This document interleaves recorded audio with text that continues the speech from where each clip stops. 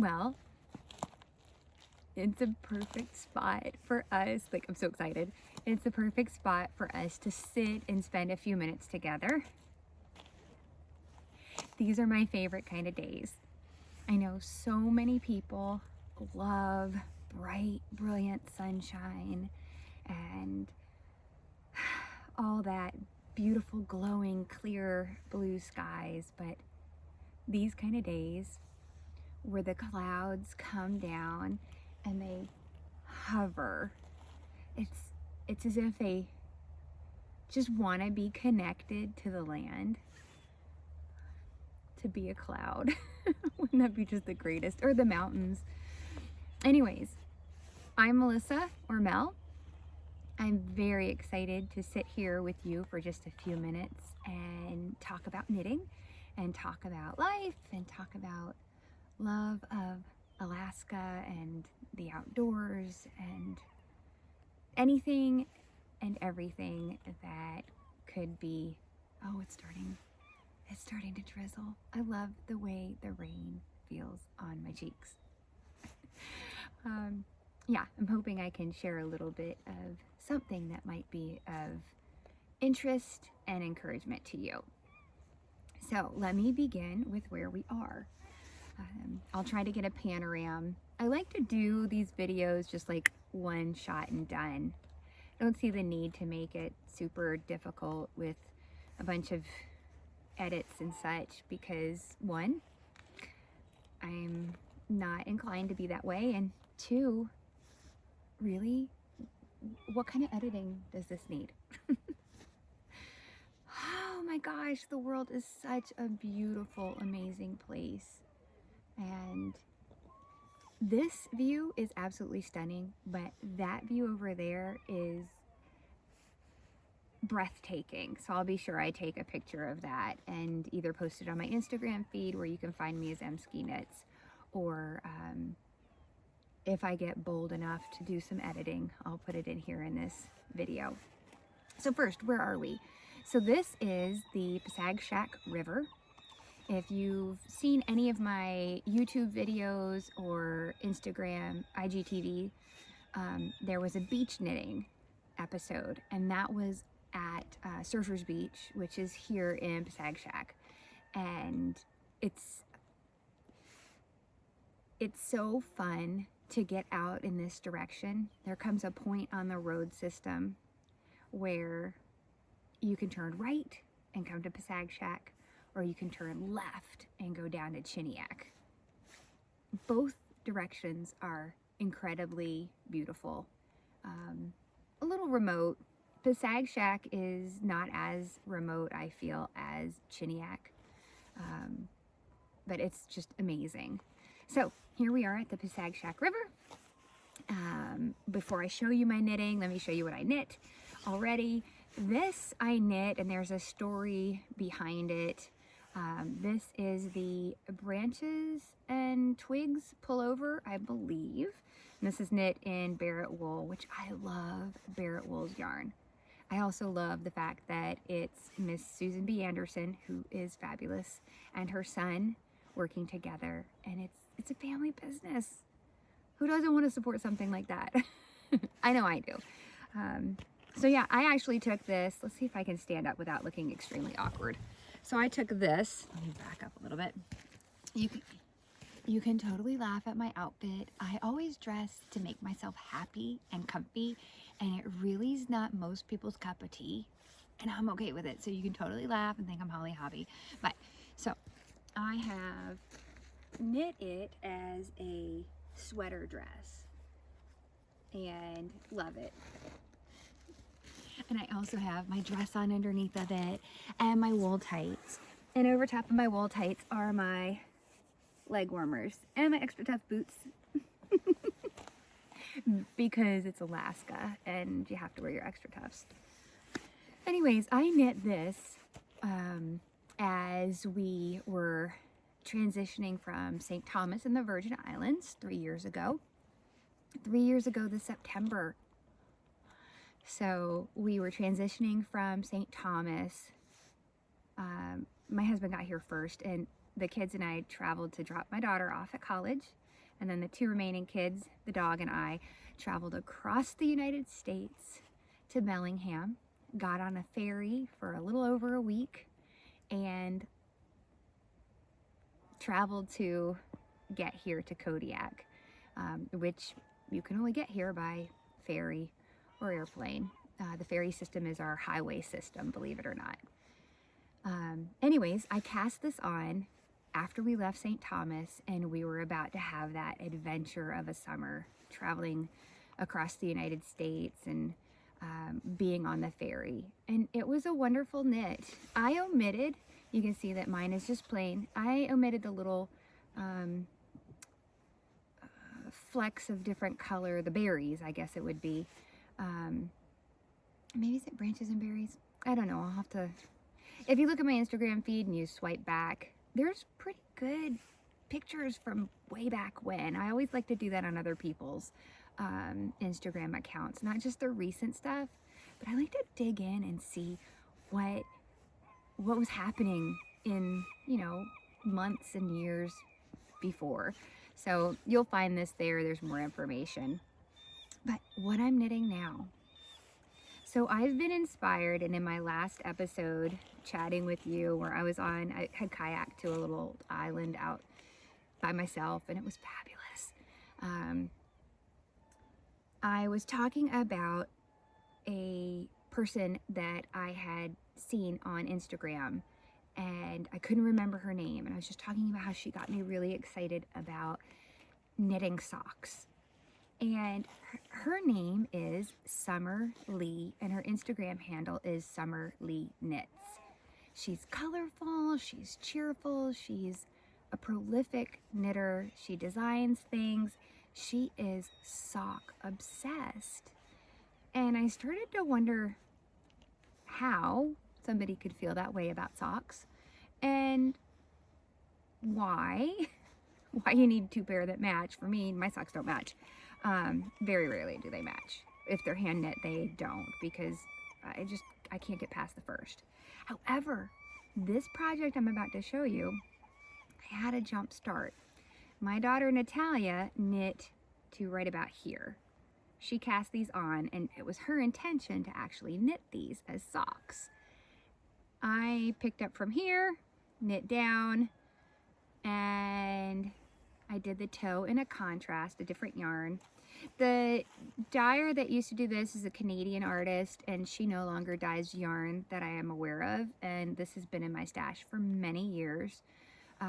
It's just, you know, insert your own sock yarn. And then the toe, I do know, this is Infinite Twist yarn. And I just picked it out because of the pops of yellow. And I was inspired by, 1, the yarn is very colorful, and 2, Summer Lee is so colorful that it inspired me to try something colorful too. So I'm here. These guys are set aside because we were driving out here from where I live, and it's a pretty good drive. And we stopped at different rivers along the way. My husband's fishing. I'll tell you guys a story in just a minute about my first fishing experience. It's something. It's actually an amazing story, but also very cringy if you guys are, any of you are sportsmen, women, sportsman-ish people. You're going to think I'm a knucklehead. I was going to say an imbecile, but maybe not that harsh, just a knucklehead. So these socks en route, I had to break the yarn and put them on needles to hold it because Kitchenering. I usually do toe up. Natalia started cuff down. So in the spirit of that, setting those aside because I didn't bring a tapestry needle to sew them, I went ahead and I cast on my new little bit. You want to see? What do you think? Do you like it? It's kind of cute. So this is my mini beginnings, and I have found, and by I have found, I mean I am just recently now trying this and doing it and actually enjoying it. Instead of using these style long double pointed needles, and the whole thing with the magic loop, I didn't, cannot, hashtag cannot magic loop. I know you guys are probably saying, well, no, I'll just try this, try that. No, I don't like it. I don't like it. And I'm all about really loving and being very present in what I'm doing and having either something I'm learning from the experience. And when it becomes the fact that I'm learning that I don't like something and I'm just tolerating it, no, that's a lesson I can learn very quickly and move on. So the magic loop, but I found these little small needles. These needles are like that big. So they look kind of big compared to my head, but if you look at my forehead, which is also rather large, if you look, it's small. So comparing, I can bring it closer to you. Oh, shoots. Now I dropped my, I knew I didn't want to get up and I couldn't figure out why. So they're kind of small. This sock is going to get a lot dirtier living here in Alaska with me. Anyways, don't they sound lovely in the background? Like a chorus of just a volunteer chorus to make life much more beautiful. Anyways, I have discovered that if I use these small needles, it doesn't bother me quite as much. What usually happens is I have kind of small width hands, and when I use the longer double pointed needles, I get one of them to poke me. And especially in my left hand. My left hand is super sensitive, so is my left arm. Long story, but it still feels very tingly. And if I have something tapping on it, or something bumps it, or my kids like to squeeze my arm because they know it like pins and needles all the way up my arm. So that poking, that constant, incessant poking in either parts of my hands is one of the reasons I haven't enjoyed knitting socks. I found these smaller needles, and I really like them. So what I tend to do is I cast on with five. I cast the stitches on 4 needles. And then the 5th needle, I do the first round in. And then I go back and I break it so the sock is on 3 needles. Can you see the triangle of 3 needles? And then I use the 4th needle to knit with, and I find that it makes the time for each round much smoother, and I don't feel like my stitches are encumbered quite as much. Sometimes I have to slide a lot more when I'm using longer needles, and that sliding motion actually causes a little bit of hand fatigue for me. So I have really been enjoying finishing up that sock and then casting on this one, and I'm looking forward to this one. I'm going to do the afterthought heel in yellow. So, oh wow, did you hear that? I'm always listening for things. My husband is over there fishing, but sometimes you hear things. And here, right where we are, there are a lot of free-range cattle and a ton of free-ranging horses. But it is Kodiak, and it is the season for free-range bear, and so it's good to be attentive and aware. But that was just a salmon jumping. Oh my gosh, it's so picturesque right here. You guys are probably wishing I would just be quiet and just show you around. Oh, they make such nice, did you hear that? That splash? The fish are jumping.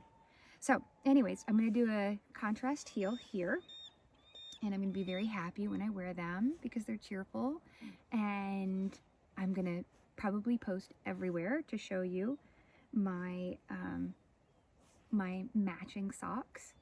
So there we are. Okay, now I got to tell you the story about the first time I went fishing. So I don't know if we've known each other long enough that you know my diet, which is kind of ridiculous for me to even assume you do. I don't eat meat, but I love fish. I do enjoy eating fish. And I don't begrudge my family for eating meat or anyone else. I just don't want to. And so I don't, but I do rather enjoy salmon. So it stood to reason that when we moved here, there's so much salmon fishing, and I'm very proud of our state for doing such an amazing job of managing how we harvest our resources. And our resources, one of the big resources here in Alaska, everybody thinks it's oil, our seafood industry. Our waters are so plentiful and they're so pristine, and yeah, it's just such a gift that Alaska has and also shares. A lot of us here locally can do subsistence fishing, and we can also do just regular fishing. You can get a fishing license for that. You can get a subsistence fishing license as well, or permit. But we arrived, me and the two kids arrived here 3 years ago in September. And my husband had been here before us, getting things settled, and he had been fishing. He was hooked. I didn't mean that. No pun. Well, that was a pun. It wasn't very punny, but he was here and he was fishing and he was really enjoying it. So when we arrived, he was all eager to take us out to go fishing. And I actually thought, you know what? If I eat fish, then I should be willing to catch the fish, right? Yeah. Okay, so here's where the story goes. So you have beautiful silvers here. They are absolutely beautiful fish, and they are very tasty, and they are just, like I said, it's a gift that the sea gives us. And so he took us to the Olds River where we were earlier tonight, he and I, and me and the two kids and Dennis, out there fishing. And some fishermen who had come from different parts of the world, and I know this because we were talking to them in between casting and stuff like that. Sometimes you talk to the people around you, and they were all eager to catch, the big fish. And this is that story. So my first time fishing, I'm waiting because I'm thinking my husband's going to come across this way and interject in this story, because we were talking about it this evening and he was still cringing. So we're fishing and we cast out a couple of times, and my first pull, grab, hook, whatever you call that, the first time I had something on my line, I started bringing it in. I've got a picture. He's over there. I've got a picture of him. I reel in this fish. Oh, guys, the fish was so beautiful, and it was huge. It wasn't like one of those fish stories where it grows. I will show you the picture. It was massive, and it was beautiful, and the scales in its eyes, we pull it in, and it was hard to pull in. Like, I was pulling it in. I don't know if you've ever been fishing before. It is not, I don't know what I was thinking. I was, thinking like this. It wasn't. There's technique. I get it on the hook, and they're like, you landed a silver. And I was like, okay, whatever that means. I'm thinking it's going to pull me in the river, and they'll never see me again. But,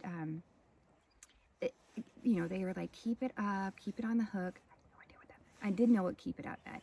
And so, pull it in, but don't pull it in too hard. Let him have some line. I'm like, he can have whatever he wants. I have no idea what I'm doing, so whatever. Finally reel him in, bring him in, bring him on the bank. And the idea is you bring him on the bank so you can unhook him, and then you kill him, and then you put him on a string, which all that in theory sounded good.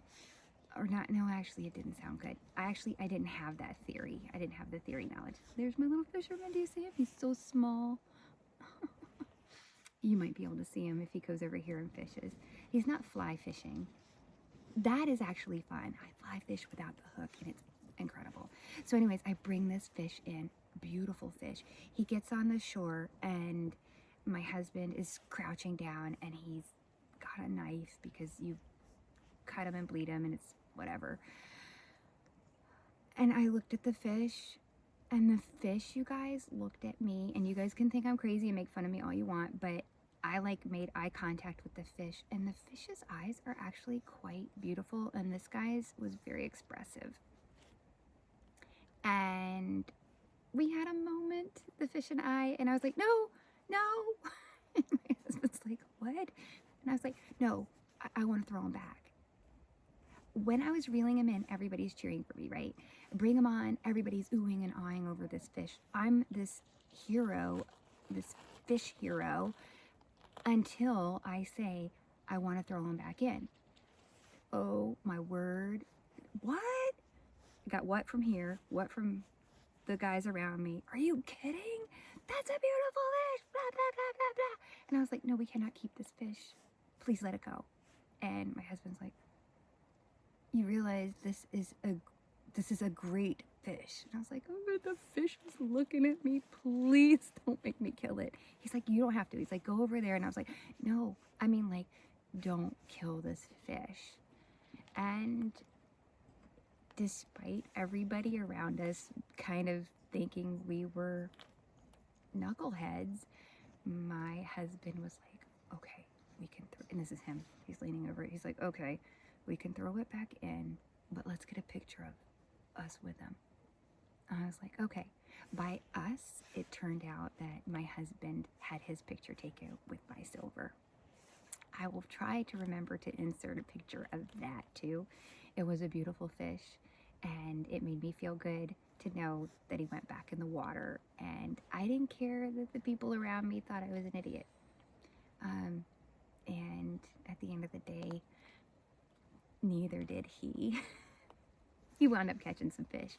And later he gently chatted with me and said, you know, the fish are coming back up, they're spawning, and you realize what they're coming to do. And I was like, to procreate, right? And he was like, yeah, but you realize they're completing their life cycle. So they come, they're headed upstream, and they're coming upstream to end their life. So either they're gonna rot, they're gonna die and rot, which is also very gross. One of the streams we were at earlier, that's exactly what was happening, is there were dead fish carcass everywhere. Or he's like, you can catch them, we can harvest them, and they have become, help for us and our family. Like, okay, so now I know that's what happens. And now what happens when it's time to go fishing? We go fishing together, and I usually don't use a hook, or all of my fish go back, and very often he tosses his back too. I don't need to catch him. He goes out and catches them. He has a good time. I come and I'm just companioning. I like to come and sit and knit. I usually sit when I'm not chatting with you. I sit for hours and I stare at the wonder and the beauty in awe. So grateful that there is this beautiful world that I can experience, and even more wonderful that I can share with you. So hopefully you've enjoyed these few moments with me. Thanks for keeping me company. I'm gonna go keep him company for a little while. Before I go though, it's really important for me to know that you hear this. You were created to be creative in whatever capacity makes you feel really good and authentic. But whether you're creating something or you're just taking your next breath, you are valuable and amazing and wonderful. And no matter how many times you hear that, it's never enough. So I'm super stoked that I get to be the person that reminds you today of the fact that you have value and you have worth. Bye from Pasagshak.